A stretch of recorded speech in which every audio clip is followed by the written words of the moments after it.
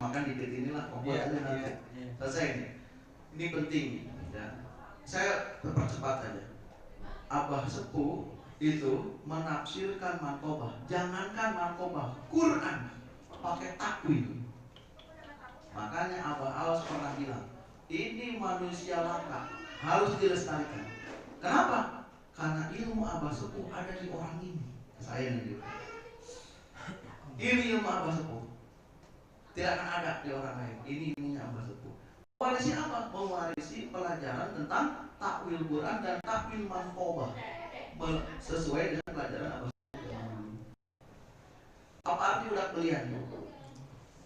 Nah, kita yang dibeli oleh hawa nafsu. Jadi kita itu hamba sahaya. Orang yang mengikuti hawa nafsu. Mending tidur, mending bangun malam. Mending tidur berarti budaknya nafsu tidur. Mending makan, mending puasa. Berarti budaknya nafsu makan. Lihat yang bening lewat roti segini, berarti budak syahwat. Berarti kita merdeka tidak? Mata kita belum merdeka, kuping kita belum merdeka. Mending ngomong baik, mending ngomong jelek. Kadang-kadang suka ngomongin jelek, belum merdeka.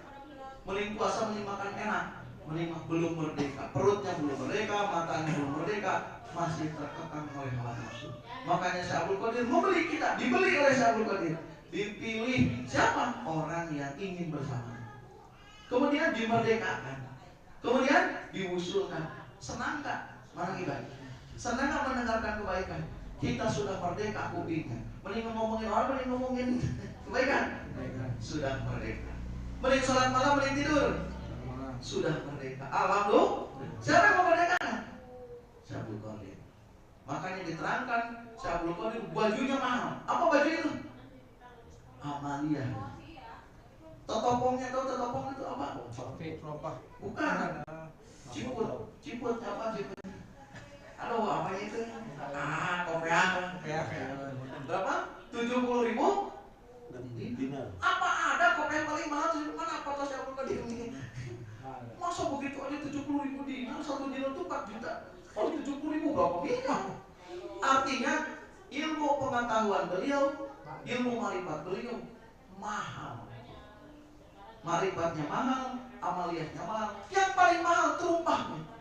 Sendalnya berteteskan intan berlian. Apa benar sendal Syekh Abdul Qadir begitu? Apa arti terumpahnya? Torikohnya itu berteteskan intan berlian. Perjalanan rohani beliau penuh dengan mutiara-mutiara indah yang luar biasa. Tapi kalau dia minta sekelas kita ecek-ecek orang model begini, kalau minta dikasihkan, tidak perlu barang mahal, dikasihkan. Syekh Abdul Qadir nemu torikot ini 22 tahun tidak makan, tidak minum di Tegalan Irok. Dapat tahu dikir. Datang Patedi datang dengan kekurangannya dan kebodohannya. Dikasihkan. Nunggu jadi ulama dulu kan? Nunggu pintar dulu kan? Enggak, dikasih. Itulah Syekh Abdul Qadir. Bukannya orang pakai jubah bagus, Tuhan minta nih pakai, nih pakai bu. Si Abah Sepuh memahami tarikat ini. Artinya apa? Mankobah itu mankobah, mankob itu tanjakan. Yang naik ke gunung-gunung itu derajat, mankob itu jalannya. Orang torikot pegangannya mankobah Syekh Abdul Qadir. Makanya orang mengatakan ngagung-ngagung Syekh Abdul Qadir nggak Rasulullah saja. Bukan mengagungkan Syekh Abdul Qadir berlebihan. Di perjalanan mankobah itu ada pelajaran untuk seorang salik menempuh jalan saliknya. Mankobah 1, mankobah 2, saya paham sampai mankobah 54. Makanya saya belajar torikot tahu sampai yang lain ke situ aja.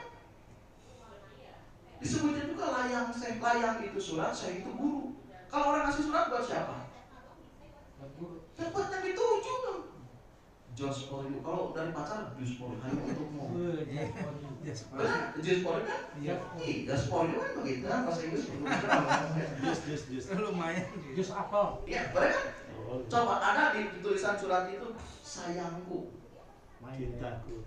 Si perempuan nulis sayangku, dibaca sama Mas Iqbal. Ini siapa sayang-sayang, gak kenal Pak, dibuang gak surat itu. Tapi begitu nyampe ke pacarnya, bagaimana? Bisa loncat itu pacarnya. Buset, pacar gue bilang sayang kok gue gimana bisa nikah? Layang syekh diberikan kepada murid yang terpilih, maka si murid akan paham ucapan gurunya. Kata Abah Hanum, syukur kalau ngerti isi manqobah, kalau tidak juga tawakuf saja, ikut saja. Tapi syukur kalau ngerti. Kalau saya dikasih ngerti, kenapa? Abah Hanum pernah mengatakan kepada Kutua Korwil di Bandung, kata Abah, ada orang yang mewarisi Syaikhul Qadir. Begitu ditanyakan siapa, disebutlah nama saya. Ini aib nih, kalau sebenarnya nggak boleh, bahaya gitu. Itulah ceritakan kepada saya dari Abah Hanum. Kenapa? Paham manqobah, paham tafsir Jalalain. Kalau bukan Jalalain, tafsir Jalalain. Padahal tidak baca kitabnya. Nah itulah, bukan saya ngaku, bukan itu. Bukan terlalu jauh, kata berani muji diri. Katanya, kata awak tadi bilang, kalau tempat Mas Purban suka muji-muji diri, kata. Akhirnya Mas Purban berlebihan. Harusnya yang berlebihan sama Aos, anak A. Akhirnya katanya sama Abah Aosnya melemah, sama A-nya gede, katanya sama Abahnya. Mas Purban udah menyimpang. Buset. Begitu kan Mas Purban? Tidak merasa begitu ya? Saya malah mendidik Mas Purban biar mahabah ke Abah. Udah, contoh seperti itu. Nah itu dijelaskan seperti itu. Sekarang apa coba? Perempuan cantik yang diganggu oleh hidung belang apa coba? Ayo. Coba lah. Dunia. Perempuan itu dunia. Ayo. Gak bakal paham kalau bukan ditunjuk Tuhan saya. Datang Tuhan saya. Apa jawabannya? Perempuan cantik adalah amal syariat. Saya nemu di kitab itu tentang tafsir di surat An-Nur. Perempuan cantik adalah gambaran simbol amalia syariat. Indah nggak kalau orang sholat Allahu Akbar Bismillahirrahmanirrahim Alhamdulillahirabbil alamin. Abah sholat indah. Indah nggak? Bacaannya bagus, jubahnya bagus. Itulah gambaran perempuan cantik. Perempuan cantik digambarkan adalah syariat. Bacaan bagus, sholatnya bagus, zikirnya bagus, baca Qurannya bagus, semua itu perempuan. Siapa yang kasih lo lihat perempuan cantik? Tapi perempuan cantik ini diganggu oleh si hidung belang tuna susila yang ingin memperkosanya. Siapa pengganggu itu? Setan. Setan yang akan mengambil kehormatan sholat, bacaan bagus, suara bagus, gerakan bagus, tapi kehormatan yang diambil apa? Khusyuknya. Maka Allah tidak melihat. Allah akan melihat wujud. Tidak melihat wujud, tapi melihat hati. Hatinya diambil, diperkosa. Hilanglah kehormatannya. Siapa? Iblis. Si perempuan masuk ke dalam gua. Biarpun di dalam gua, ternyata tetap diintai oleh si hidung belang. Bahkan mau diperkosa. Tidak ada tempat yang bisa kamu meninggalkan si hidung belang itu dimanapun. Kayak perempuan cantik. Mau di dalam Ka'bah, mau sampai kepala kejerat ke Ka'bah, mau di mana saja. Kamu tidak akan sepi dari si hidung belang yang akan memperkosa kamu. Hei orang yang salatnya baik, sempurna, tidak ada. Ilah kecuali begitu mau diambil, dia mengambil, ya saya sekolah ini, ya Gausil Adom, saya mujidin, Abdul. Lari kepada Syekh Mursyid. Abah saya itu salatnya dari dulu, bacaan udah bagus, udah tertib, kitab sudah hafal, Fathul Mu'in sudah di luar kepala, sudah hafal, tapi masih begini saja, saya masih ngelakuin saja. Kata Abah teh, nih bagian ambil. Begitu sholat asar, saya belum ada sedang wudhu sholat asar. Apa wudhu sholat asar artinya? Dalam keadaan suci, dalam keadaan rusyah, terbukalah rahasia di dalam ibadah. Maka Syekh Abdul Qadir membuka bakiatnya. Kenapa pakai bakiat? Kenapa nggak pakai batu saja? Ambil batu, wah kenceng mana bakiat mau batu? Batu. Tapi di manqobahnya pakai bakiat. Apa bakiat itu? Perjalanan ini perjalanan Syekh Abdul Qadir dilemparkan, bukan dilempar ke depan gua. Apa gua itu? Mata, kuping, hidung, mulut, semua itu gua. Di dalamnya perempuan cantik. Keutamaannya, dilempar, ceder. Itu ada jedal dengan pukulan yang mematikan modal dengan si hidung belang teh. Ternyata yang bisa menghalau si memperkosa bukan perempuan itu cantik, bukan perempuan masuk ke dalam gua, tapi Syekh Abdul Qadir dengan thariqah. Begitu dimasukkan kalimat ismudat ke dalam hatinya, matilah si setan tadi, si penghidung belang tadi itu. Maka dia mengambil bakiatnya, menyampaikan kesan. Artinya apa? Kalau sudah ditalkin jangan lupa sama guru. Dari mana kamu punya itu? Dari guru. Yang ngasih Allah, yang nangkin itu Allah.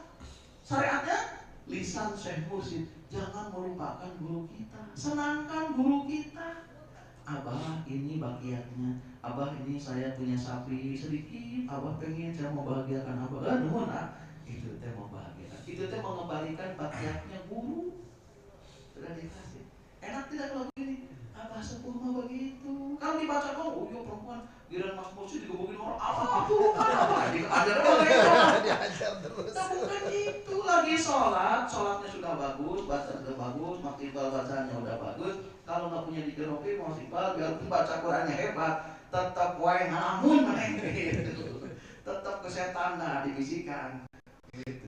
Jadi ujub, jadi takabur begitu, karena si hidung belakang terus masuk ke dalam hati. Begitu. Tahu sekarang begitu harus bersyukur kepada dohirnya guru. Oh bagian itu berikutnya. Oh yang bisa menyelamatkan, menyempurnakan kehormatan bukan pergi ke bukan. Seperti sekarang Ashabul Kahfi, mana yang tahu? Sikit biar katanya masuk surga. Nunggu Ashabul Kahfi temannya 3.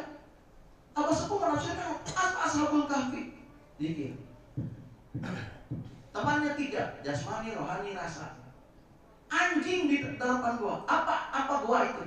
Kata Abah Sepuh, gua itu mulut yang menganga, hidung yang bekah buat menarik nafas, mata yang melotot, kuping yang bolong, tete yang keluar, kemaluan yang terlihat, pantat yang dengan lubangnya. Itu guha kita. Apa ruhnya? Ashabul Kahfi. Alatnya di mana? Temannya jasmani, rohani. Semua tertidur, tapi anjingnya tidak. Maka anjing Ashabul Kahfi masuk surga. Mana anjing masuk surga? Anjing itu ruhnya cuma 3, manusia 12, jin 5, malaikat 5. Makanya di surga ada jin, ada malaikat. Tapi tidak ada binatang, tidak ada fasilitas ibadah untuk dimasukkan dalam ruhnya. Tapi kenapa di Quran dikatakan ada binatang masuk surga? Apakah tidur 309 tahun Ashabul Kahfi itu sikit itu melek selama 309 tahun? Ada keterangannya? Jawabannya tidak tahu. Tapi yang jelas sikit masuk surga bersama Ashabul Kahfi. Apa sikit itu? Abah Sepuh mengatakan, la ilaha illallah, la ilaha illallah. Ini gohanya, yang keluar la ilaha itu anjingnya. La ilaha illallah itu penjaga Ashabul Kahfi. Ashab itu yang punya, Kahfi itu yang samar, yang menjaga yang samar. La ilaha illallah tidak ke bawah surga kalau tidak menjaga ismudat. Dikir 1000 kali tanpa ditalkin, tidak akan bawa ke surga. Tapi ibadah syariat jadi nikmat surga karena menjaga Ashabul Kahfi. Anjing itu jikir jahar, goha itu mulut, Ashabul Kahfi itu jikir hofik. Tidak ada yang menafsirkan ini kecuali Abah Sepuh. Orang ini pewarisnya tidak akan tahu. 1000 kali kirusdi biarpun ke Syria akan kamu. Ada yang jujur biarpun tenar S3. Saya bukan menjelekan. Tapi ilmu yang seperti ini sekarang ditenggelamkan. Yang rugi siapa? Kalau kita memahami Ashabul Kahfi yang seperti itu, kita berpikir nanti ketemu anjing Ashabul Kahfi di surga. Bos monar panggil anjing Ashabul Kahfi. Masa ada anjing masuk haramnya? Subhanallah. Masa ada anjing masuk surga? Bukan itu. Abah Sepuh mengatakan orang zikir tidak hidup zikir hobinya seperti anjing menggonggong di depan goa. Itu tafsir dari takwil dari Ashabul Kahfi. Kata Abah Sepuh, kata Abah Anom, kalau ilmu mursyid disampaikan, kasihan santri yang ngaji puluhan tahun tidak manfaat ilmunya. Pewaris ini teh apa jangan disia-siakan, mahal makanya ngajinya sedikit banyak. Bagian dihina terus. Kenapa? Kata setan orang ini kalau dibongkar ilmunya bahaya. Kenapa? Tidak ngaji, tidak pesantren, tapi dipintarkan. Oleh siapa? Oleh guru. Karena diketuk ubun-ubunnya oleh Abah Anom. Dikatakan budur. Kamu mah tidak perlu belajar. Ngomong saja dengan Allah. Alhamdulillah. Hari Rabu jam 9 pagi tahun 94 masih tidak akan lupa pelajaran itu. Abah Anom menghidupkan ubun-ubun saya setelah ditalkin 7 latifah oleh beliau. Itu. Alhamdulillah. Ya, ini mah kita bicara begini bukan bicara tasabur, untuk tasabur nikmati. Enak kalau tafsirkan begitu. Sampai sekarang apa kamu ragu ada anjing masuk surga, saya yakin hatinya ragu. Aku, karena ada eta. Makin aja kan. Tadi kena nangis. Udahlah, jangan diperpanjang, nanti aing kena fitnah dewa. Amin ya Rabbal. Amin. Mudah-mudahan manfaatnya. Nanti kita jelaskan lagi Quran-Quran yang rumit sesuai dengan yang diajarkan guru saya dari Abah Sepuh kepada saya. Semoga bermanfaat dan semoga paham dan semoga tidak difitnah untuk ini dan kita mengambil kemanfaatan dari itu. Bukan menduakan Abah, tapi ilmu Abah Sepuh memang tersembunyi untuk abadi ini dan kita akan mempelajarinya kembali. Amin ya Rabbal. Assalamualaikum warahmatullahi wabarakatuh.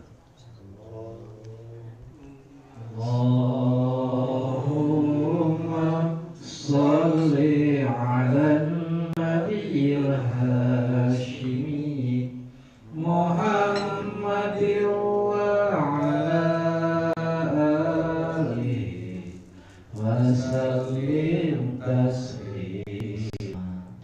Allah